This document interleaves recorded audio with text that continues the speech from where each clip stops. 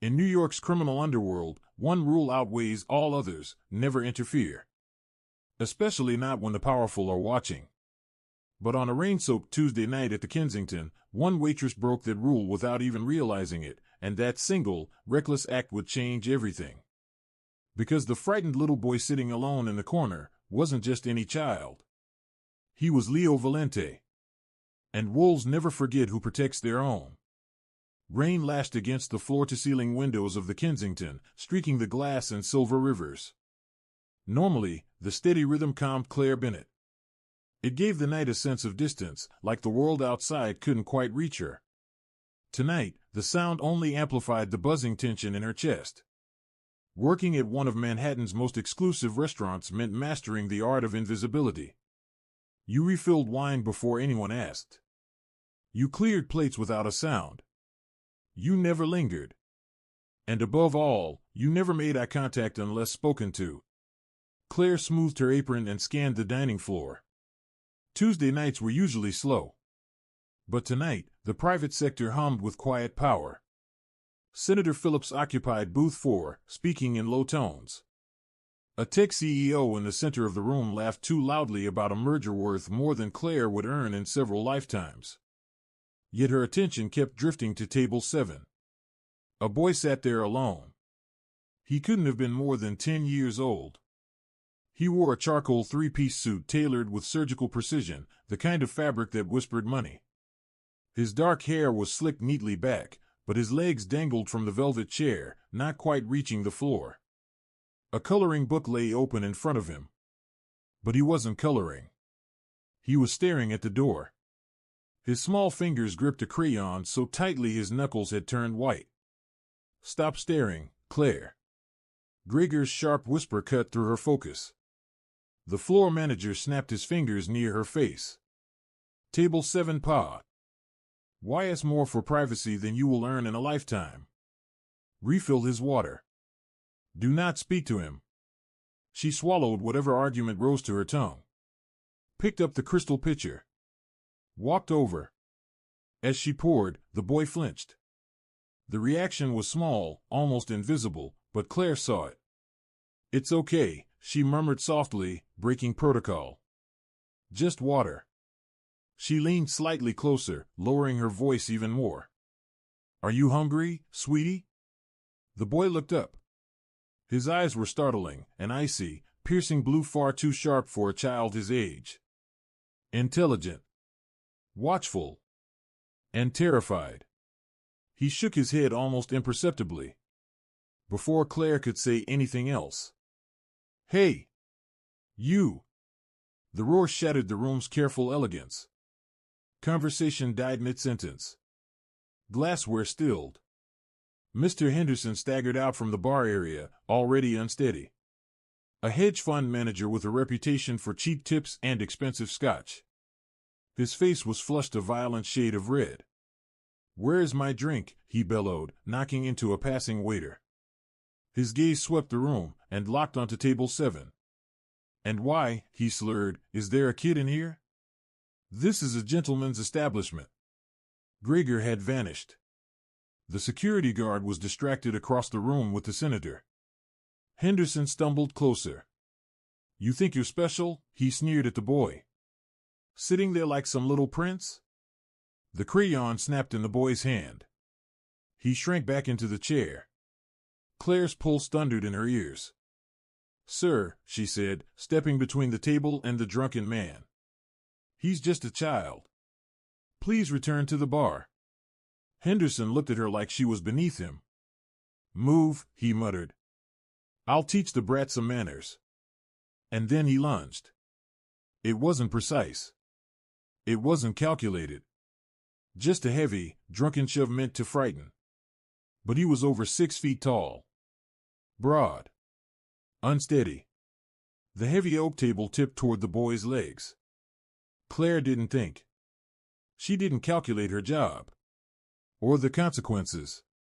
Or the fact that Henderson was a high-paying guest. She moved. She threw herself forward, catching the edge of the table with her hip.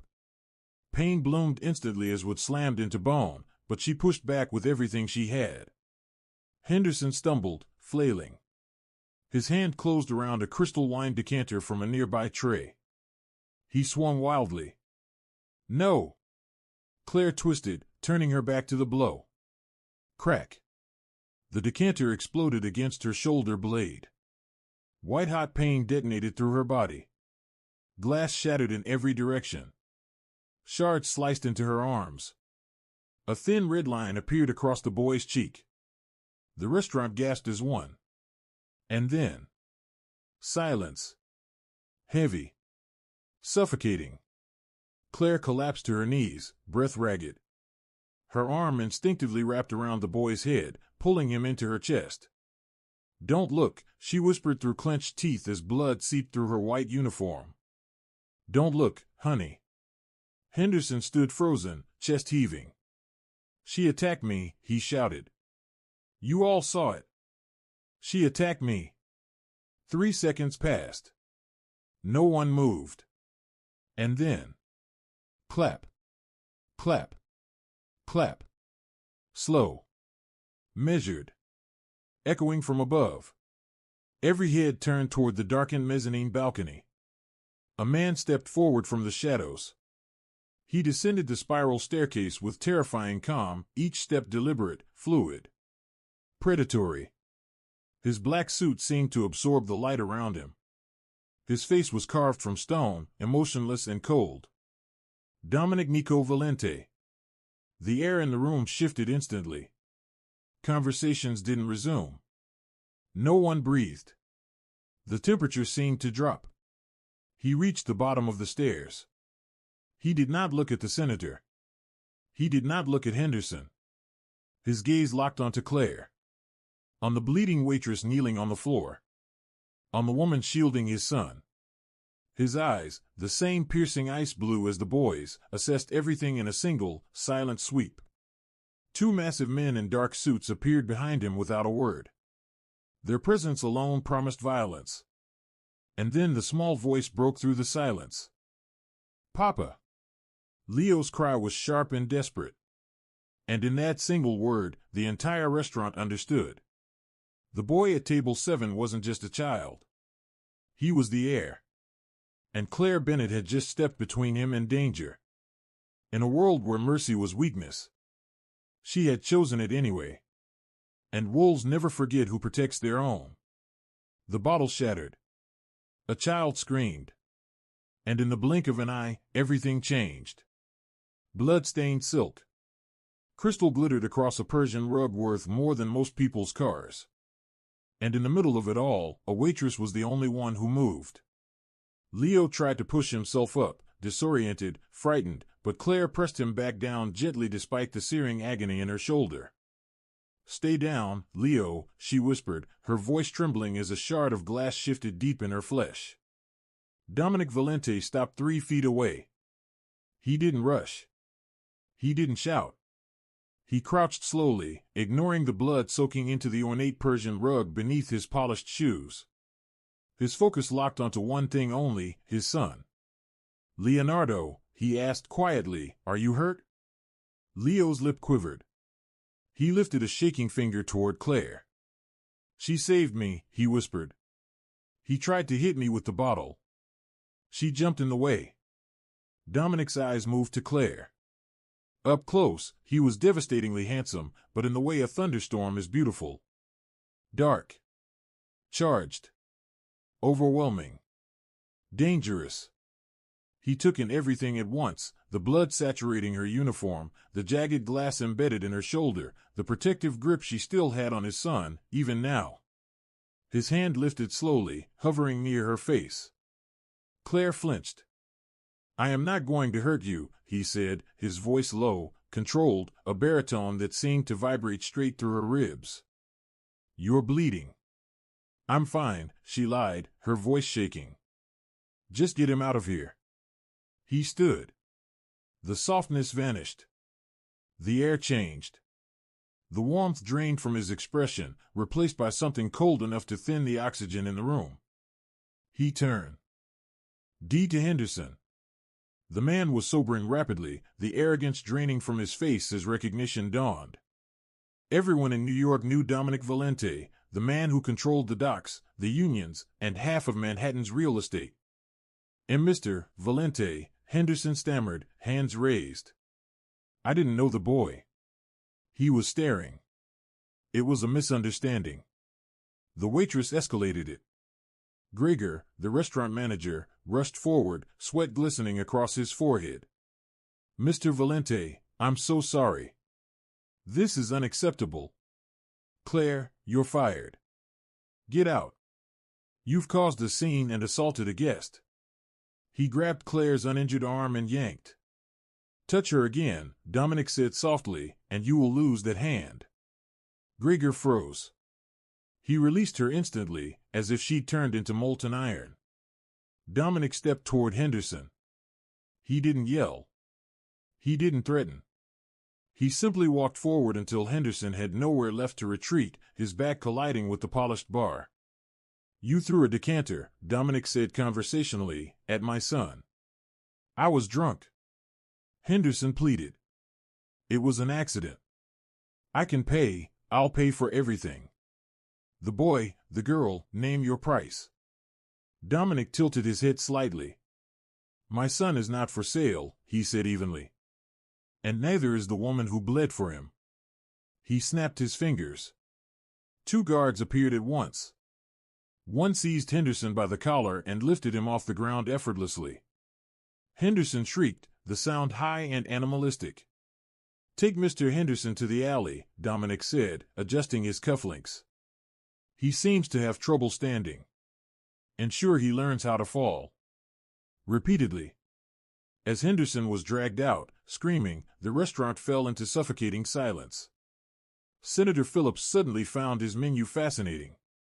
The tech CEO studied the floor like it held stock prices. Dominic turned to Gregor. You fired her. She caused liability, Mr. Valente, Gregor stuttered. Policy. Your policy, Dominic interrupted, is to let drunk men attack children? Gregor swallowed.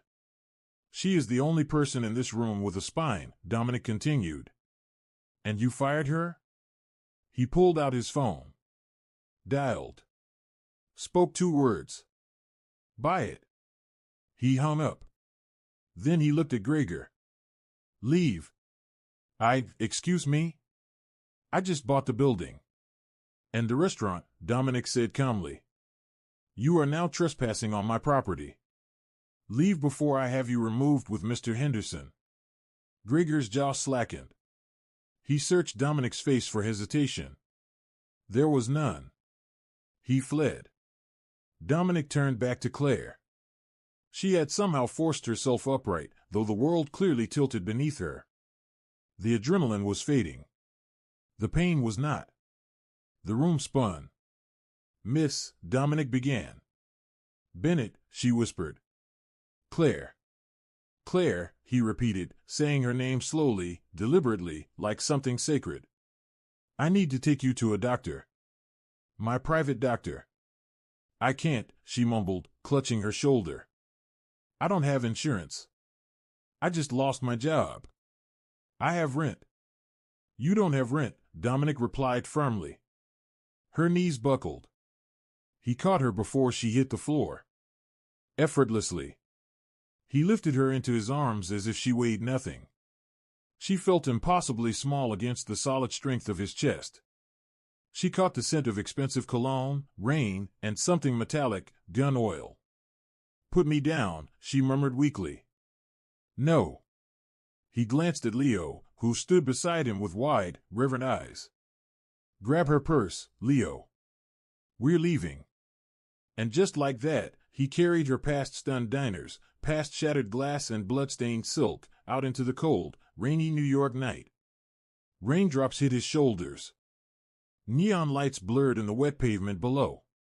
Claire looked up at him through fading vision. Why, she whispered. Dominic looked down at her. His eyes were hard, but his hold was impossibly gentle. Because you protected what is mine, he said. And the Valentes always pay their debts. Her vision dimmed. The last thing she heard before darkness swallowed her was Dominic's voice, no longer Cal. No longer controlled. Sharp. Urgent. Panicked. Get the car. Now. She's losing too much blood. Consciousness returned in fragments. Slow. Jagged. Uncertain. The first thing Claire noticed was the scent. Not bleach. Not antiseptic. Not the sterile despair of a city hospital. Lavender. Crisp linen. And the faint metallic whisper of rain against stone. She tried to sit up. Pain tore across her right shoulder in a blazing line of fire. A gasp escaped her lips.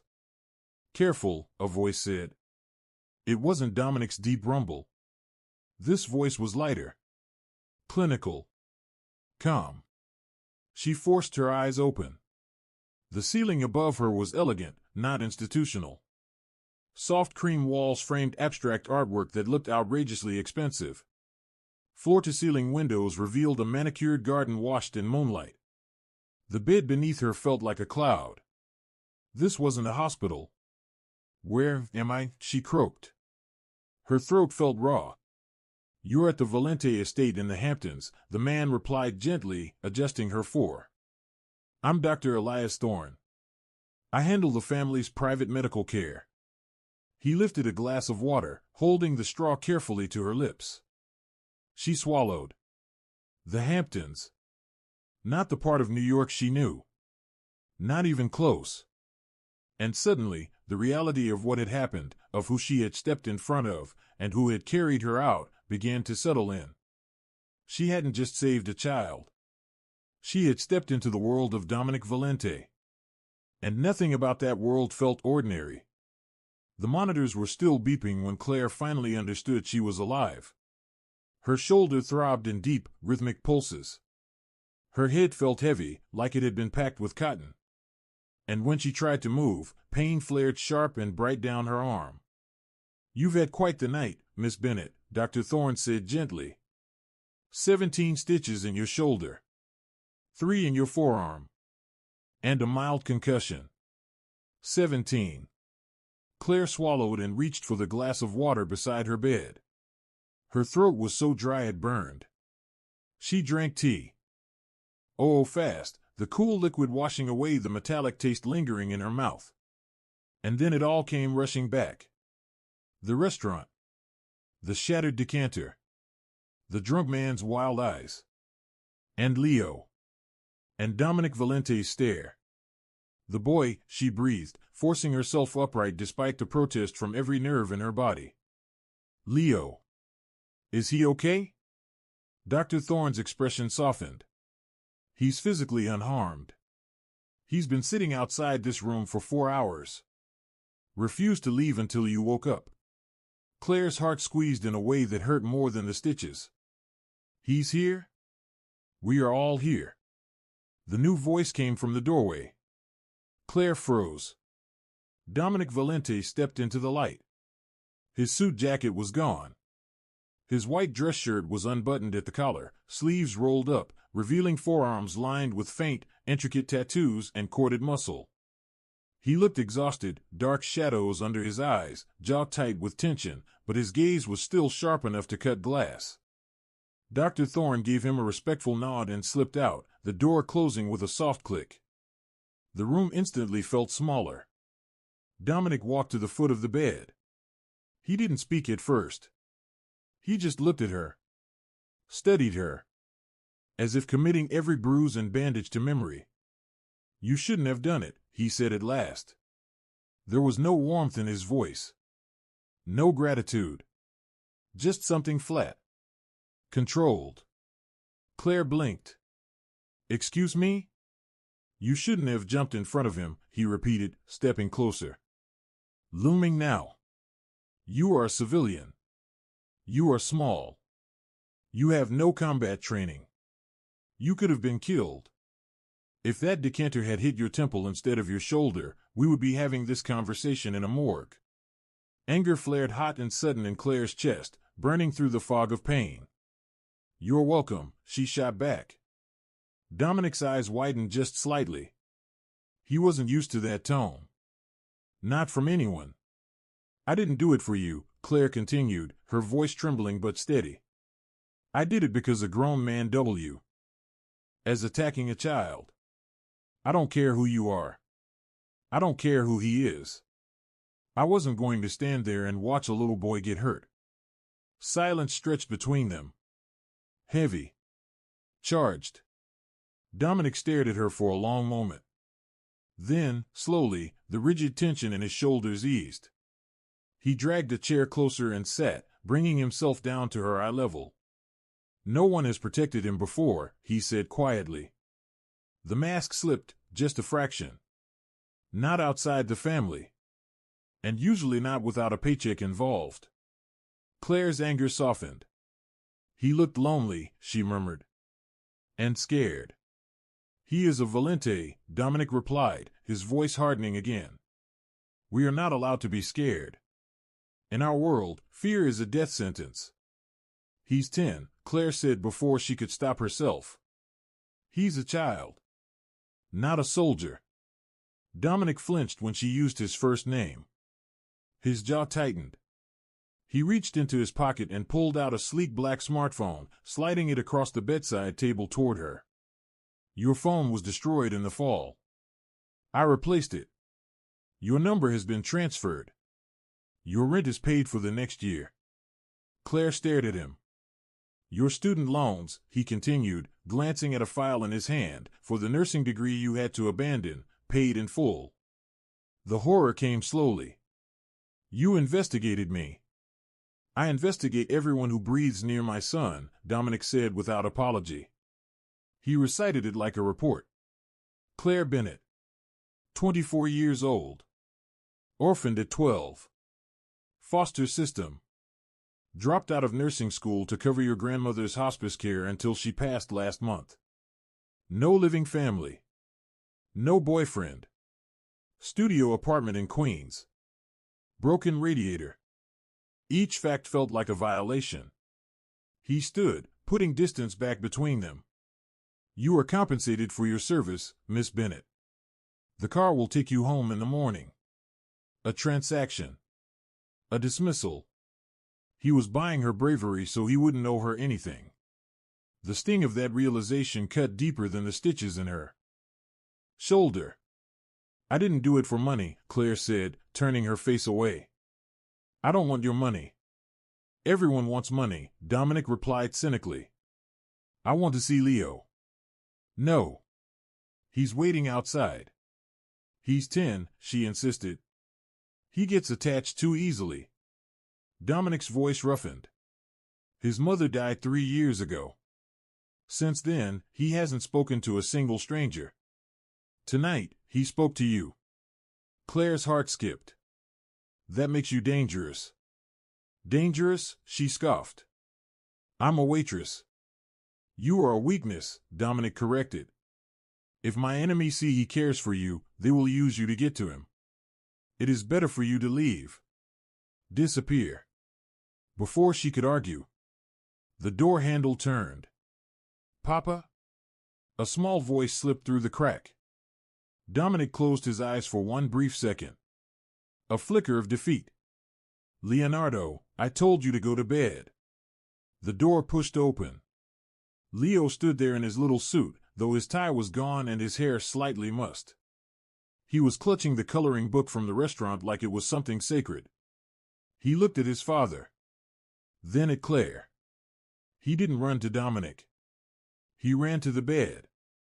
Leo, careful, Dominic warned, stepping forward, but the boy was gentle. So careful it hurt to watch. Leo reached out and touched Claire's uninjured hand. His eyes were red-rimmed, lashes still damp. Did you die? He asked, his voice trembling. Claire's chest cracked open. She squeezed his small fingers. No, sweetie. I'm right here. I'm okay. See? Just a few bandages. Leo released a shaky breath that sounded dangerously close to a sob. He climbed carefully onto the edge of the oversized hospital bed, curling his legs beneath him like a tiny guardian stationed at her feet.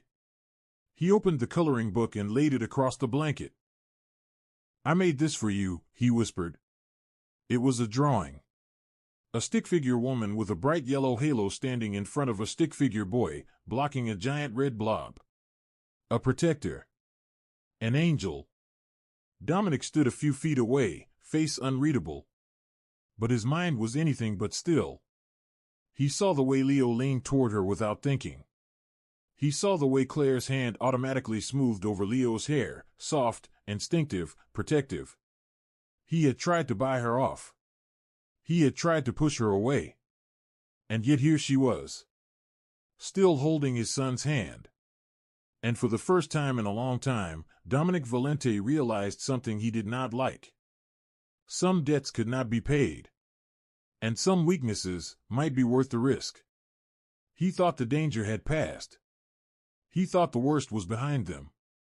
But the moment Dominic saw his son, a boy who hadn't smiled in 3 long, silent years, proudly holding up a drawing to a stranger, he knew this wasn't the end. It was the beginning of something far more complicated. Dominic felt it in his bones.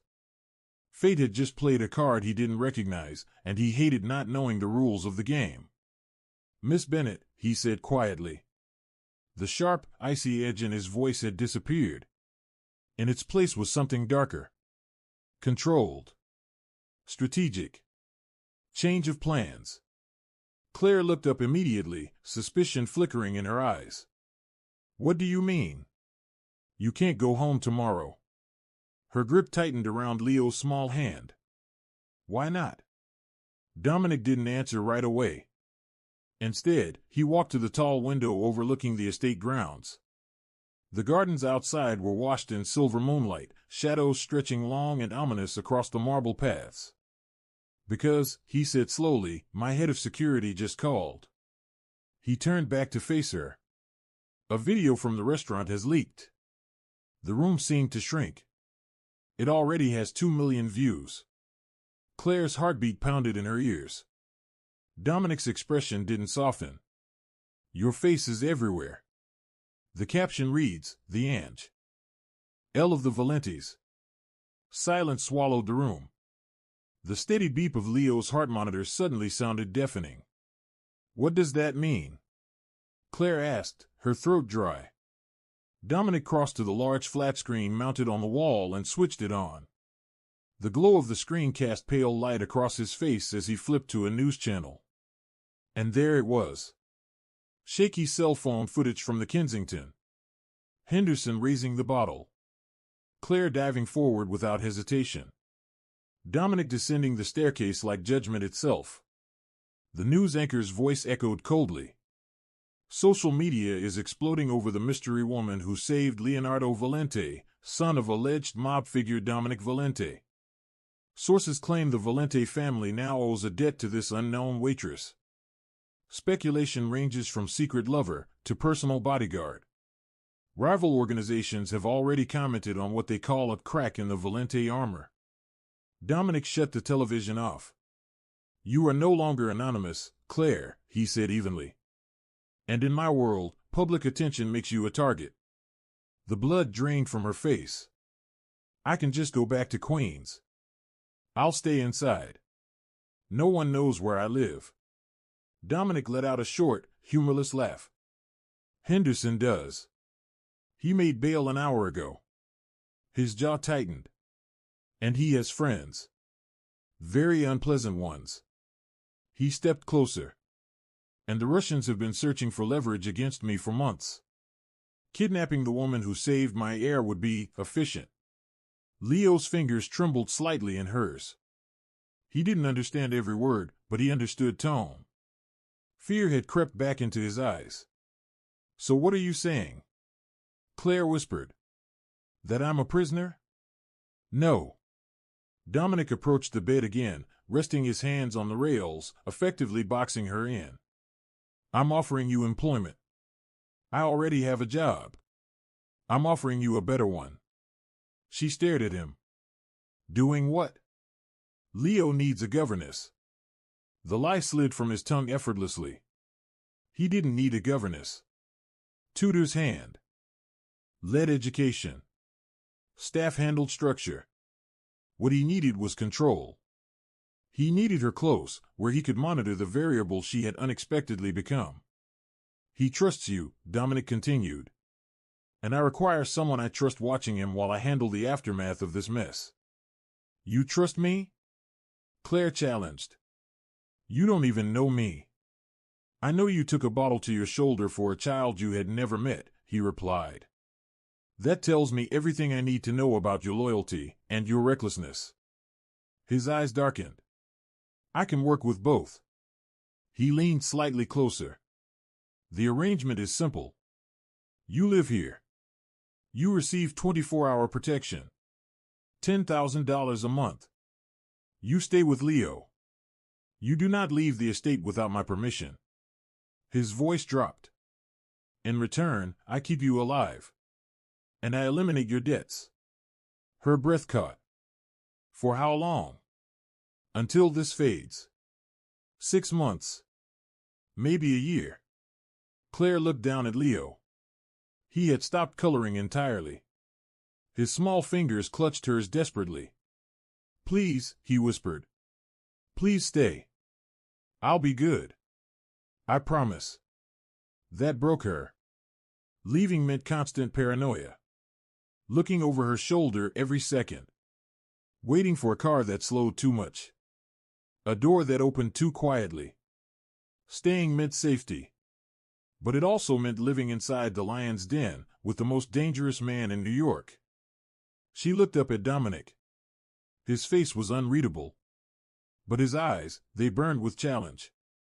Step into my world, they seemed to say. I dare you. I have conditions, Claire said suddenly, surprised at the strength in her own voice. Dominic raised an eyebrow. You're hardly in a position to negotiate, he replied coolly. But entertain me. 1, she said, lifting a finger. I'm not a servant. I'm Leo's companion. I don't wear a uniform. Agreed. Immediate. 2, I call my friend Sarah. She needs to know I'm alive. I won't tell her where I am. Monitored call. Agreed. She hesitated on the last one. And 3, you don't tea. Ouch me. This is professional. I'm not one of your women. Something shifted in his expression. He stepped closer, just enough that she could feel the warmth radiating from him. His gaze flicked to her lips, then back to her eyes. The air between them thickened. You believe you are my type, he murmured, voice low and rough. My type understands the game. My type doesn't bleed on my rugs. His words were cold, but something in his gaze wasn't. You are a civilian, he finished. You are safe from me. He straightened, adjusting his cuffs. Rest. Your belongings will be transferred tomorrow. He paused at the door. Welcome to the family, Claire. And then he was gone. The door clicked shut. Only then did Claire release the breath she'd been holding for what felt like hours. She sank back against the pillows, exhaustion flooding her limbs. Leo let out a small, triumphant cheer and curled against her side. You're staying, he said, beaming. She stroked his hair gently. Yeah, buddy, she whispered. I'm staying. But as she turned her gaze toward the moonlit garden beyond the window, unease settled deep in her chest. Dominic had said she wasn't his type. That she was safe. But the way he had looked at her for that single, unguarded second. There had been something there. Not softness. Not kindness. Something primal. And Claire couldn't shake the feeling that she had just signed a contract with the devil himself. And devils never make deals they don't intend to collect on. The pain hit her before the memory did. Her shoulder pulsed in a slow, stubborn rhythm, a reminder of how quickly life had turned. She lifted her hand and pressed her fingers gently against the bandaged wound, feeling the dull throb beneath the fabric. Out in the hallway, just beyond her door, Dominic Valente stood alone. He leaned back against the wall like a man holding up more than just his own weight. His chest rose with a slow inhale, but it wasn't steady. Not even close. He dragged a hand thr. Oof, his hair, jaw tight, heart hammering harder than it had in years. He had lied. She was exactly his type. The fire in her eyes when she'd snapped at him. The fierce defiance. And then the softness, God, the softness, when she'd held his son like he was something precious instead of something fragile. She was everything Dominic had trained himself to forget. Everything he had convinced himself no longer existed in his world. He pulled out his phone and dialed. Marcus. His consigliere picked up immediately. Yeah. It's done, Dominic said quietly. She's staying. There was a pause on the other end. Is that wise, Dom? The Moretti family is already making moves. Bringing a civilian into the house now. She's not a civilian anymore. Dominic pushed off the wall, his voice dropping into something dangerous. Final. She's mine. And if the Morettis touch a single hair on her head, I will burn their entire lineage to the ground. The line went silent. Dominic ended the call and walked down the long, empty corridor. His footsteps echoed off marble and stone, heavy and deliberate, like distant war drums. The waitress had saved the wolf cub. Now she was inside the den. And Dominic couldn't decide who was in more danger, her or him. Life inside the Valente estate felt like living inside a velvet-lined coffin. Luxurious. Silent. Beautiful. And completely sealed off from the world. 2 weeks passed after the incident at the Kensington. For Claire, the days blurred into something that felt both terrifyingly foreign and strangely domestic. Her shoulder was healing. The stitches itched under the bandages, pulling every time she reached too far or moved too fast. But the physical pain was nothing compared to the emotional bruising. That part lingered. Officially, she was the governess. In reality, she was Leo's anchor. And Leo was nothing like the world thought he would be. Away from cameras, away from public expectations, away from the cold, disciplined shadow of his fat. He was just a 10-year-old boy starving for warmth. He loved Legos. He despised broccoli with theatrical disgust. And he had an almost obsessive fascination with astronomy. Claire spent long afternoons in the estate's massive library, surrounded by towering shelves and the scent of old paper. She'd sit cross-legged on an intricate Persian rug while Leo built detailed spaceships from tiny plastic bricks.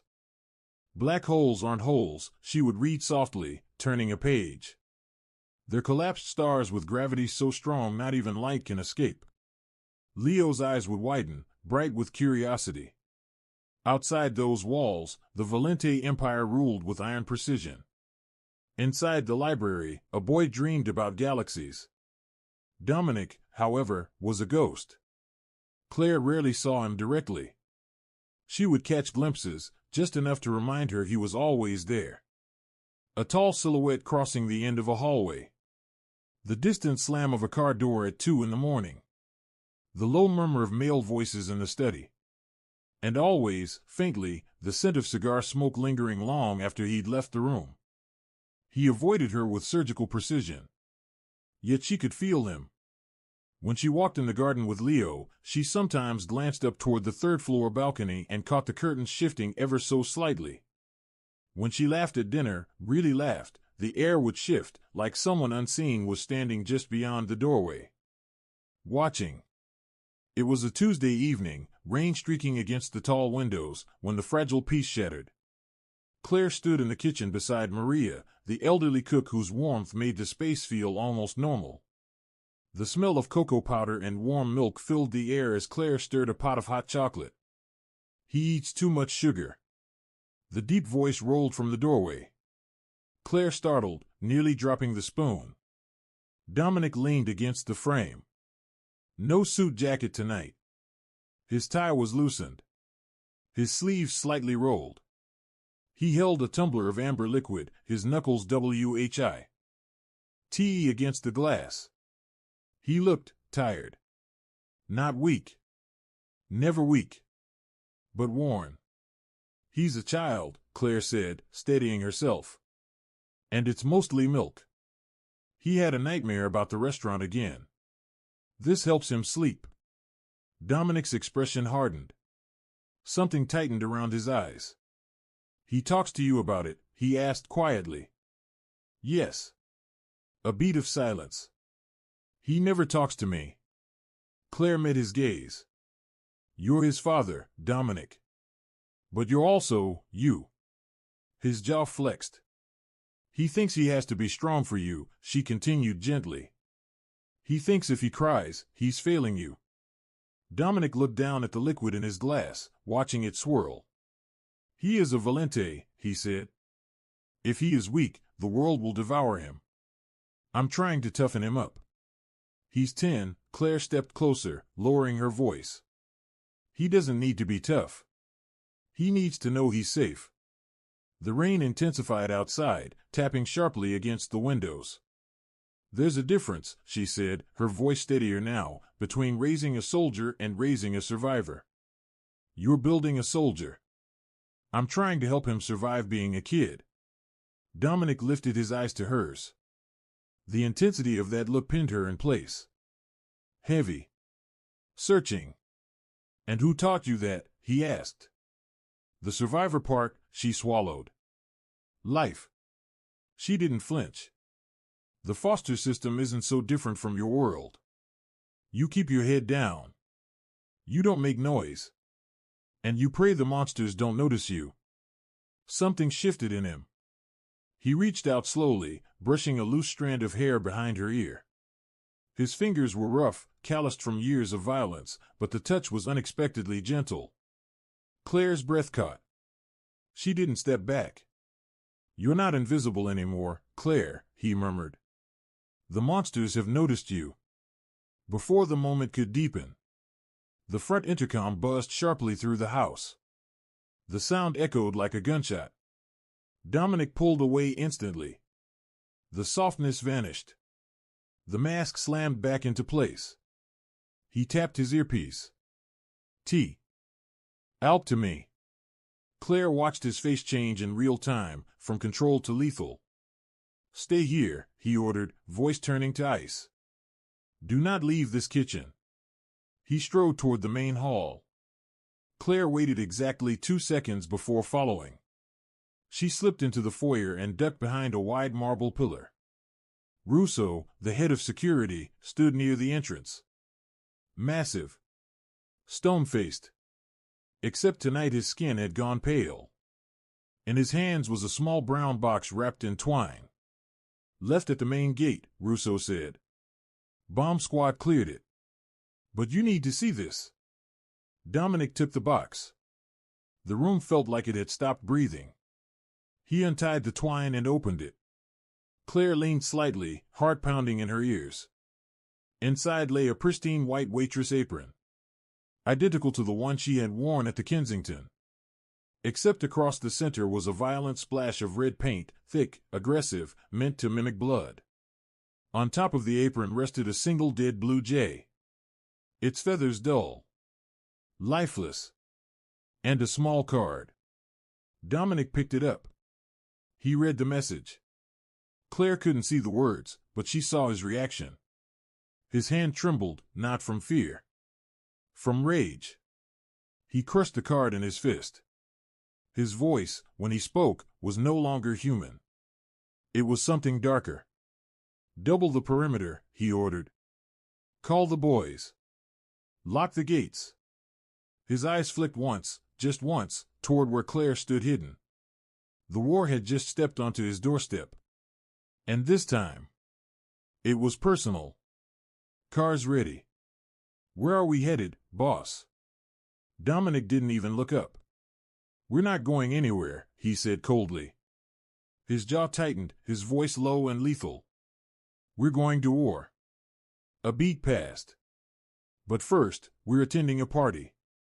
He turned, and that's when he saw her. Claire stood near the marble pillar, frozen. At her feet lay the dead bird. Its feathers were twisted, its neck bent at an unnatural angle. A message. Clear. Deliberate. Her face had gone completely pale. She understood immediately. They knew she was here. And worse, they knew she mattered. Dominic crossed the room slowly. He didn't wrap her in reassurance. He didn't soften the truth. Go upstairs, he ordered. Pack a bag. Formal wear. Her voice barely held steady. Why? His eyes darkened, not with fear, but with decision. Because hiding you isn't working. His tone sharpened. Moretti thinks you're a weakness. He thinks I'm ashamed. Afraid. He stepped closer, tilting her chin upward so she had no choice but to meet his gaze. So tomorrow night, at the mayor's gala, I'm going to show him the truth. What truth? His grip tightened slightly, not to hurt her, but to make sure she understood. You are not a weakness, he said quietly, fiercely. You're the queen on the chessboard. A pause. And I'm going to use you to draw the king out, so I can kill him. The ballroom at the Pierre Hotel shimmered under crystal chandeliers. Diamonds flashed. Black tuxedos blended into a sea of polished power. Laughter floated through the air, light, artificial, rehearsed. It was the annual charity gala for the New York City Police Department. The irony was almost laughable. Politicians mingled beside judges. Celebrities posed for photographs. And scattered among them were the men who truly owned the city, the ones who pulled strings quietly from behind velvet curtains. At the top of the sweeping staircase stood Claire. Her hand trembled faintly where it rested on Dominic's arm. She barely recognized herself. The waitress from Queens, the girl who wiped down counters and refilled coffee cups, was gone. In her place stood something breathtaking. Dominic had chosen the dress personally. A floor-length gown of deep, blood-red silk that clung to her figure like liquid fire. The slit climbed dangerously high along her thigh. The back plunged low, exposing skin that felt cool under the ballroom air. Around her neck rested a diamond necklace, heavy, cold, unmistakably expensive. A Valente statement. Breathe, Dominic murmured in her ear, his hand firm at the small of her back. If you look afraid, they'll smell blood. Cameras flashed below them. You own this room, he continued. You're with me. Claire forced a smile for the photographers. I feel like bait. Dominic didn't deny it. You are, he said calmly. Then his voice lowered. But I'm the trap. They descended the staircase together. The murmurs shifted.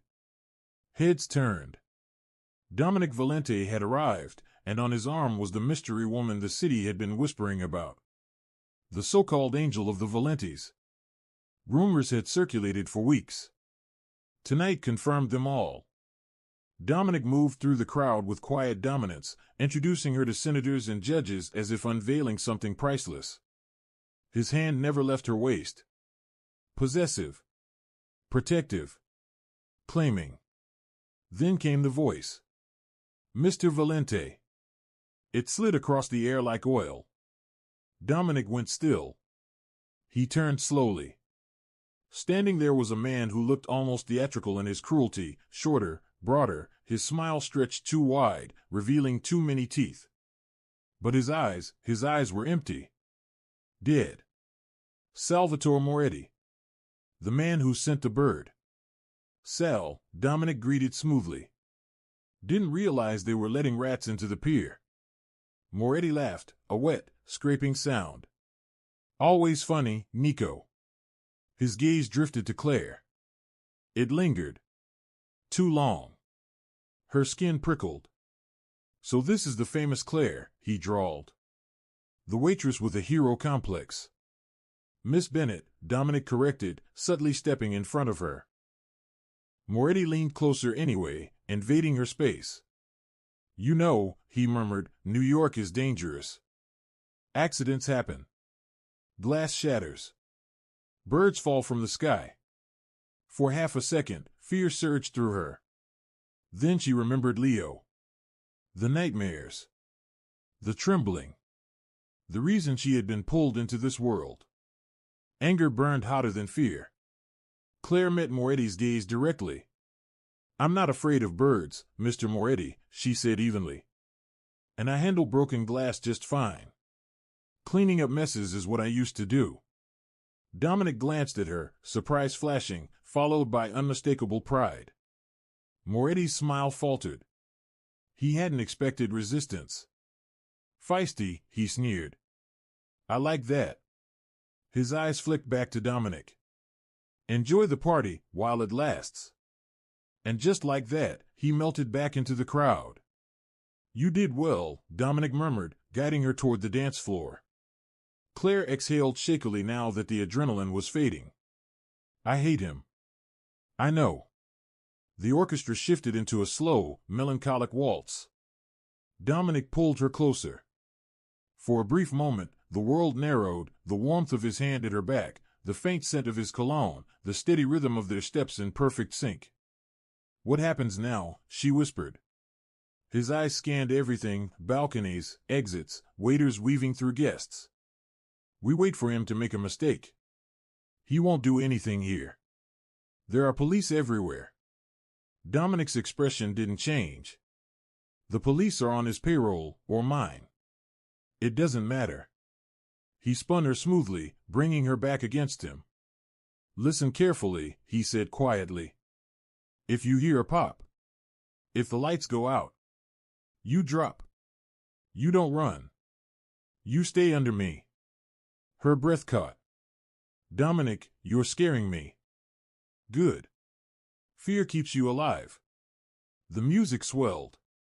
He drew her flush against him, their faces inches apart.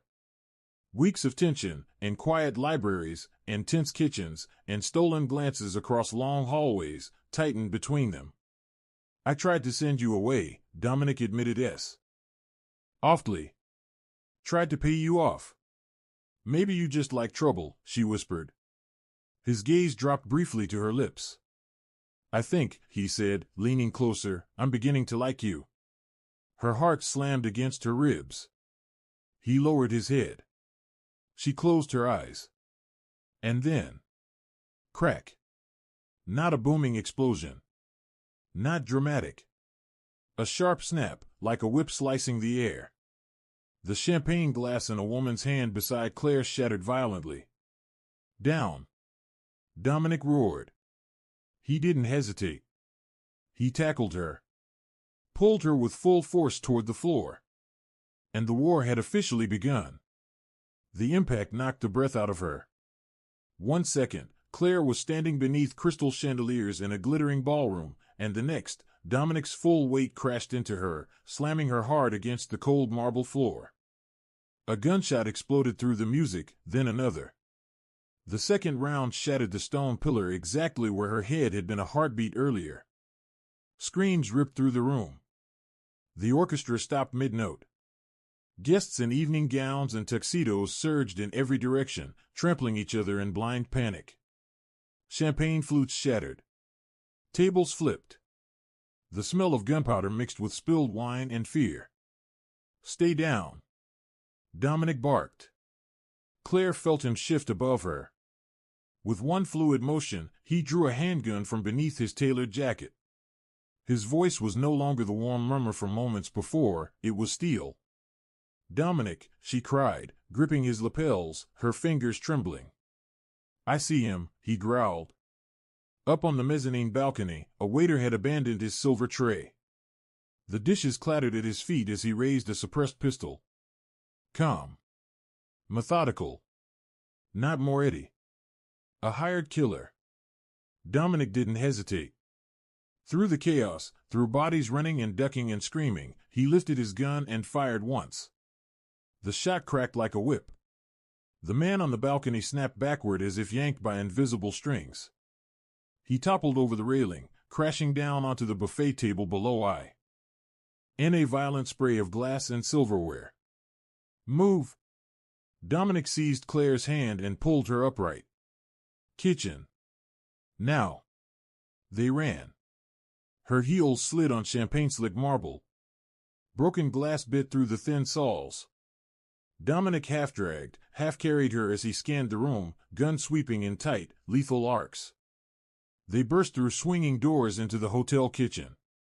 The sudden shift was jarring: bright fluorescent lights, stainless steel counters, the sharp scent of garlic and detergent. Cooks crouched under prep tables, hands over their heads, eyes wide with terror. "The back exit," Dominic ordered. "Go." They didn't stop moving. Through another door, down a narrow corridor, until the loading dock burst open and cool night air slammed into Claire's lungs. "We made it," she gasped, chest heaving. "No," Dominic said quietly. He stopped. The alley ahead was blocked. A black SUV sat sideways across the exit like a barricade. 4 men stood in front of it, submachine guns hanging loose but ready. In the center, cigar glowing orange in the dark, stood Sal Moretti. "I told you, Nico," Moretti called, his voice echoing off brick walls. "The party is over." Dominic stepped forward, pushing Claire behind him. He checked his magazine with a quick, practiced glance. 6 bullets. 5 men. Claire. His voice was calm, too calm. "Yes," she whispered, tears slipping down her cheeks. "Do you trust me?" She didn't hesitate. "Yes. When I start shooting, you run back inside. Find Russo. Don't look back." "No," she grabbed his arm, fingers digging in. "I'm not leaving you." In the dim alley light, death hovering between them, Dominic turned to her. He cupped her cheek gently, thumb brushing away a tear. "You have to," he said softly. "Because Leo needs one of us. And it looks like it's going to be you." The words shattered her. He kissed her then, hard, desperate, tasting of smoke and goodbye. And then Dominic Valente turned and walked into gunfire. The alley behind the pier was a canyon of shadows. Only a distant street lamp and the SUV's headlights cast harsh yellow light across wet asphalt. The air smelled like rain and something final. Dominic didn't run. He didn't duck. He walked forward with the eerie calm of a man who had already accepted the ending. "Bold." Moretti laughed, flicking ash from his cigar. "Cut him down." Dominic moved. It happened too fast for comfort. As the first submachine gun lifted, Dominic fired twice. Bang. Bang. 2 guards dropped instantly, dark holes appearing in their foreheads before their bodies even processed the impact. Then the alley erupted. Bullets screamed through the night. Dominic dove behind a stack of industrial dumpsters just as rounds tore into the metal. Sparks exploded. Steel rang like a gong under the assault. Pinned. 4 bullets left. 3 men standing. Plus Moretti. "You're getting old, Nico." Moretti shouted, firing blindly. "You missed me." Inside the doorway behind them, Claire stood frozen. Every instinct told her to run. Find Russo. Find safety. Find Leo. That was the plan. But then she saw it. One of the gunmen was moving, slowly, carefully, hugging the wall. Flanking Dominic. Lining up a clean shot at his exposed back. Dominic was focused forward. He didn't see him. If she ran, Dominic would die. It wasn't a decision. It was reflex. Near the doorway lay the assassin Dominic had shot from the balcony. His body was twisted on the concrete. A suppressed pistol rested inches from his outstretched hand. Claire stared at it. She didn't think about nursing school. She didn't think about oaths or morality. She thought about a little boy with blue eyes asking if she had died. She thought about the man who had told her she was a queen. She lunged. The gun was heavier than she expected. Cold. Slick with grease and blood. In the alley, the flanking gunman raised his weapon. "Hey!" Claire screamed. He turned, startled to see the girl in the red dress standing there, arms shaking. She pulled the trigger. The recoil slammed into her wrist, sharp and bruising. The shot went wide, shattering brick beside the man's head. But it was enough. He flinched. Dominic heard it, heard her voice. She didn't run. Claire, get down, he roared.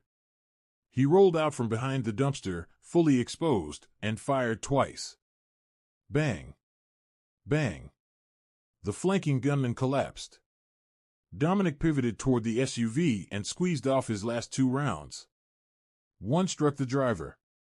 The man slumped forward onto the steering wheel. The horn began to blare, a long, deafening scream that filled the alley. Then Dominic's gun clicked empty. Silence beneath the horn. Sal Moretti stood 10 feet away. He saw the empty chamber. A cruel smile spread across his face as he raised a heavy revolver and aimed it squarely at Dominic's chest. Dominic was on one knee. No cover. Empty weapon. Say goodbye, Nico, Moretti sneered. I'll make sure the girl screams for you. Dominic didn't flinch. He didn't look at the barrel. He looked past it, at Claire. There was no fear in his eyes. Only apology. Moretti's finger tightened. Click. The alley fell strangely quiet except for the screaming horn. Moretti frowned. He pulled the trigger again. Click. Misfire. He snarled and tried to rack the slide. No, a voice said from the darkness. One word. Betrayal. Moretti froze. Slowly, he looked down at his revolver. Behind him, the SUV's rear window slid down with a soft mechanical hum. A figure sat inside. Moretti's own underboss. Luca. Sorry, Sal, Luca said calmly, lighting a cigarette. The flame briefly illuminated his face. But Valente made a better offer. Moretti spun around, eyes wide with shock. Luca, you rat. I'm your brother-in-law. Luca exhaled smoke into the night. Business is business, he shrugged. And Valente offered me. They say monsters don't feel love. They say killers don't believe in mercy. But that night, in a rain-soaked alley, a monster chose love, and it changed everything. The word still hung in the air like smoke. You show. Tea at a kid, Salaretti. Even rats have standards. Dominic rose slowly, deliberately. The kind of slow that made everyone watching understand something irreversible was about to happen. He let his empty gun fall from his hand. It clattered against the pavement, hollow and useless. Then he reached into his jacket. Metal flashed. A switchblade snapped open with a sharp, final click. Moretti staggered backward, hands trembling as he fumbled to reload his revolver. Nico, wait. We can talk. The commission. The commission isn't here, Dominic cut in, his voice low, almost inhuman. A growl dragged across gravel. You threatened my son. You hunted my woman. And then he moved. It happened fast. Brutal. Personal. There was no elegance in it, no distance. Only fury. Years of violence condensed into seconds. The rain mixed with blood on the pavement. When it was done, silence swallowed the alley. Salaretti didn't move again. Dominic stood there, chest heaving. Blood, not his, painted his white shirt in violent splashes. The adrenaline that had carried him through the fight began to drain, leaving his limbs heavy. Slowly, he turned. Claire was still standing in the hotel doorway. She held the gun with both hands, but she was shaking so badly the barrel trembled in the air. Her eyes moved from the bodies, to the blood, to the man she loved. A monster. A killer. Her savior. Dominic walked toward her, each step measured. He stopped a foot away, as if an invisible wall separated them. He didn't dare touch her with his stained hands. I told you to run, he rasped. Claire swallowed. Her fingers loosened. The gun slipped from her grasp and hit the ground with a metallic crack. I don't take orders well, she whispered. The tension broke. You saved my life, Dominic said quietly. Not like a gangster. Not like a king. Like a man at church. He had me dead. You distracted him. I missed, Claire choked, tears finally spilling down her cheeks. Dominic shook his head. You didn't miss W. Hat mattered. He shrugged off his ruined jacket and let it fall to the pavement. Then he stepped forward and pulled her into his arms. Hard. He didn't care about the blood soaking into her clothes. He didn't care about the distant wail of sirens slicing through the night air. He buried his face in her neck and breathed her in, grounding himself in her warmth, her scent, the simple proof that she was alive. It's over, he murmured into her hair. He's gone. You're safe.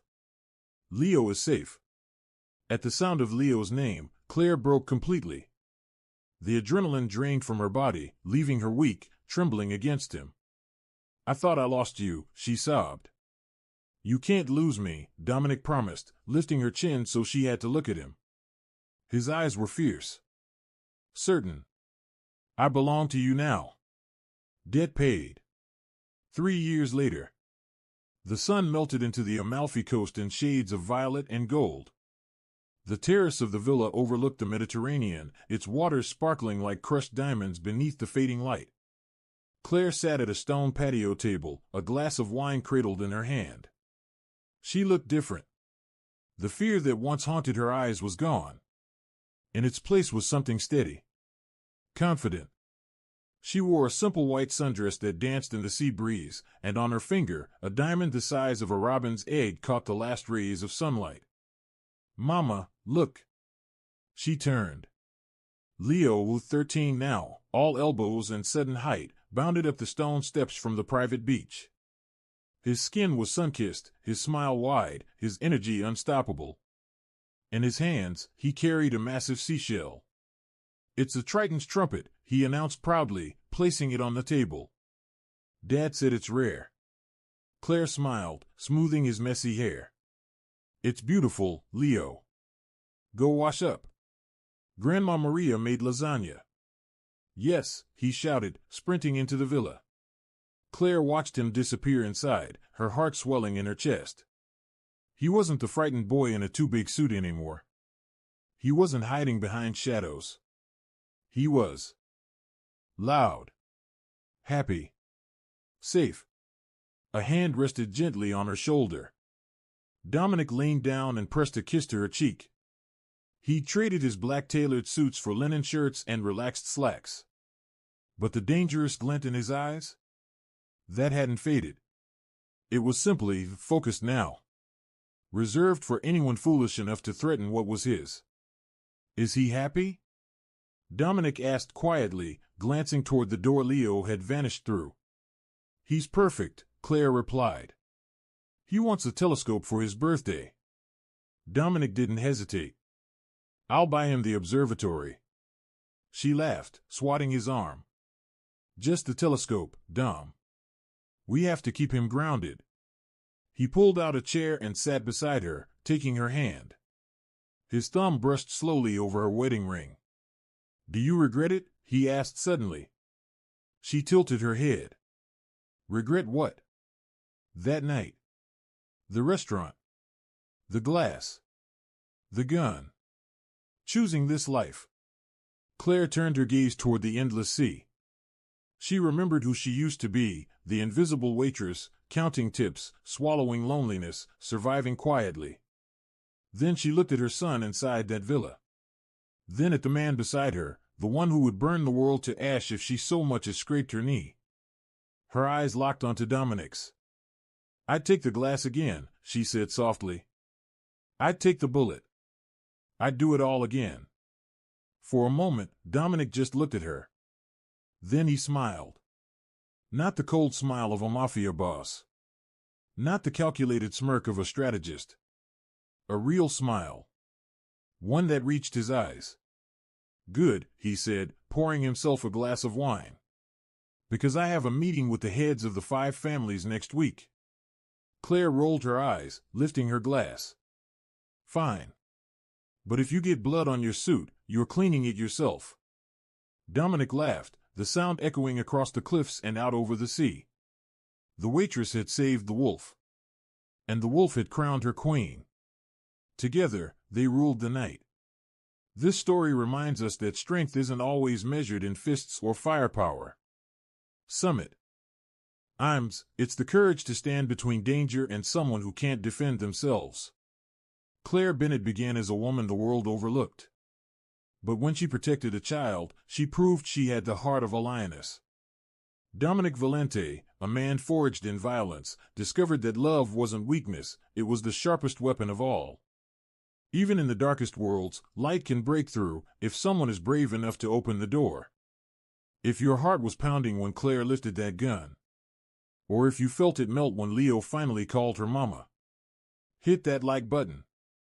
It helps us keep telling stories like this. And tell me, in that alley, would you have run, or would you have stayed? Drop your answer in the comments below. Don't forget to subscribe and ring the notification bell so you never miss the next chapter of our Mafia romance saga. Thanks for watching.